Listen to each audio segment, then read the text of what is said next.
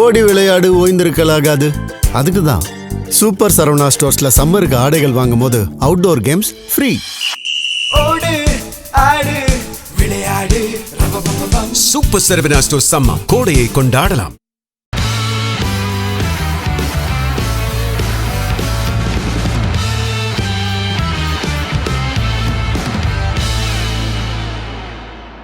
கடந்த 2 வருஷமா திமுக தான் வெற்றி பெறும் அப்படிங்கிற நிலை இருந்துச்சு.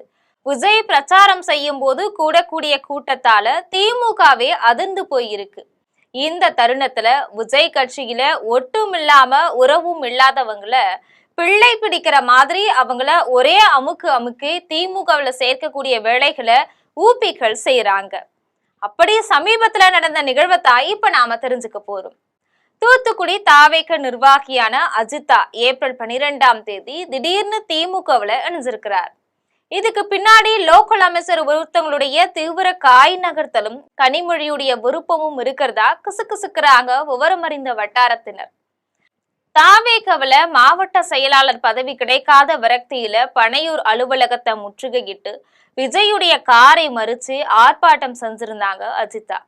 சில மாதங்கள் அமைதியா இருந்தவங்க இப்ப திடீர்னு கனிமொழி முன்னிலையில திமுகவுல இணைஞ்சிருக்கிறாங்க. தூத்துக்குடியில முதல்வருடைய நிகழ்ச்சியில அஜிதாவுக்கு முதல் வரிசையில இருக்கையும் ஒதுக்கப்பட்டு இருந்துச்சு. திமுக முகாமுக்கு செல்ல அஜிதா எப்படி மனம் மாறினார் அப்படிங்கறத பற்றி அவருடைய ஆதரவாளர் என்ன சொன்னாங்கன்னா, பனையூர் அலுவலகத்தை முற்றுகையிட்டு போராட்ட போது விஜய்க்கு நெருக்கமான சில நிர்வாகிகள் அக்காவை தொடர்பு கொண்டு அமைதியா கலைந்து போங்க, அதன் பிறகு பேசிக்கலாம் அப்படின்னு சொன்னாங்க. அதை நம்பித்தான் அக்காவும் அலுவலகத்திலிருந்து கிளம்பி வந்தாங்க. அதன் பிறகு தலைமையிலிருந்து தொடர்பு கொண்டு யாருமே என்ன பிரச்சனைன்னு கூட கேட்கல. நாங்க சென்னைக்கு வந்து பொதுச் செயலாளரையும் முக்கிய நிர்வாகிகளையும் சந்திக்க முயற்சி பண்ண போதும் அவங்க தரப்பு எங்களை சந்திக்க மறுத்துட்டாங்க. என்னவானாலும் கட்சிக்கு உண்மையாக இருக்க வேண்டும் அப்படின்னு அக்காவும் அமைதியா இருந்தாங்க. திடீர்னு விஜயுடைய நண்பர் ஸ்ரீநாத்துக்கு தூத்துக்குடி தொகுதி கொடுக்கப்பட போறதா தகவல் வெளியாச்சு.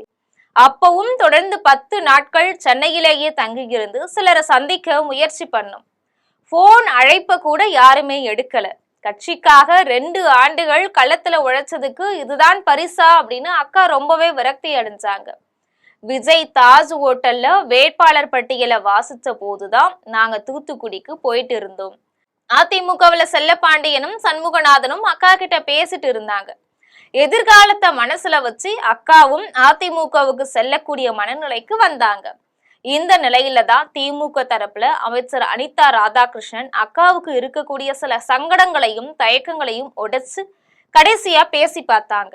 அதுல மனம் மாறியதன் காரணமா தான் முதல்வருடைய வருகையின் போது அக்கா திமுகவுல இணைஞ்சாங்க அப்படின்னு சொல்றாங்க.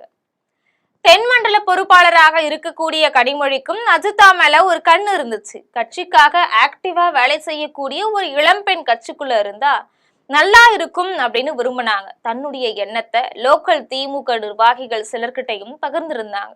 இன்னொரு பக்கம் அமைச்சர் அனிதா ராதாகிருஷ்ணன் சமூக கணக்குகளின்படி மீனவ சமுதாயத்தை சேர்ந்த அஜிதா தன் மூலமா கட்சிக்குள்ள இணைகிறது திருச்செந்தூர்ல தனக்கு கை கொடுக்கும் அப்படின்னு காய் நகர்த்த தொடங்கினார்.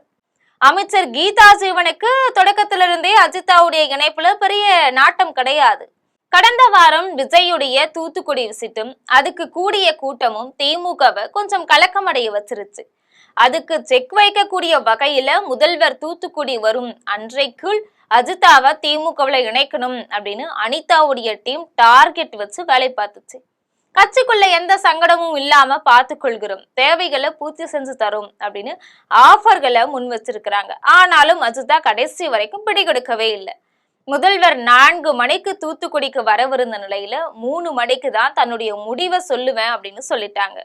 இதுக்கிடையில அஜிதாவை முதல்வர் முன்னிலையில இணைத்து அத்தனை முக்கியத்துவம் கொடுக்க வேண்டுமா அப்படின்னு ஒரு கேள்வியும் திமுகவுக்குள்ள ஓடிட்டே இருந்துச்சு. PT செல்வகுமார் கதையாகிவிடக் கூடாது அப்படின்னு முதல்வர் தரப்பு எச்சரிக்கை.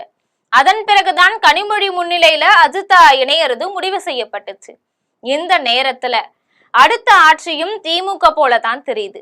ஆட்சியை பிடிக்க வாய்ப்பில்லாத அதிமுகவுக்கு சென்று அதிகாரம் இல்லாமல் இருப்பதாக இப்போதெல்லாம் நாம திமுகவுக்கு போயிட்டா ஆட்சியை பிடித்த பிறகு லோக்கல்ல நமக்கு தேவையானதை சாதிச்சுக்கலாம் அப்படின்னு அஜிதாவுடைய ஆதரவாளர்களும் அவருடைய மனசை மாற்றி இருக்கிறாங்க.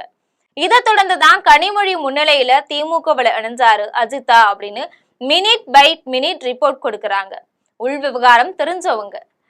அஜிதாவுடைய வருகையால மீனவர்களுடைய வாக்கு தனக்கு செதறாமல் கிடைக்குமா அப்படின்னு அனிதா கணக்கு போடுறாங்க. அதிர வச்ச விஜயுடைய தூத்துக்குடி விசிட்டுக்கு ஒரு செக்கு வச்சிருக்கிறதா கனிமொழி நினைக்கிறாங்க. நோ கமெண்ட்ஸ் மனநிலையில வேடிக்கை மட்டுமே பார்த்துட்டு இருக்கிறாரு அமைச்சர் கீதா ஜீவன். அவர் ஒரு துரோகின்னு அஜிதாவை கடுமையா விமர்சிச்சுட்டு வராங்க தாவேகவினர். கடைசி நிமிடம் கட்சி தாவல் கட்சிகளால தகிக்கிறது தூத்துக்குடி அரசியல் களம். இது போன்ற அரசியல் பின்னணி செய்திகளை உடனுக்குடன் தெரிந்து கொள்ள ஜெம் தொலைக்காட்சியுடன் எப்பொழுதும் தொடர்பில் இருங்கள். நன்றி.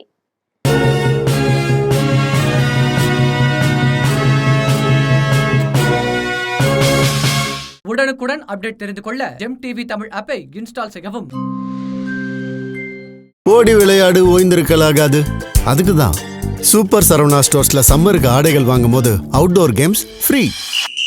ஓடு ஆடு விளையாடு சூப்பர் சரவணா ஸ்டோர்ஸ் சம்மர் கோடையை கொண்டாடலாம்.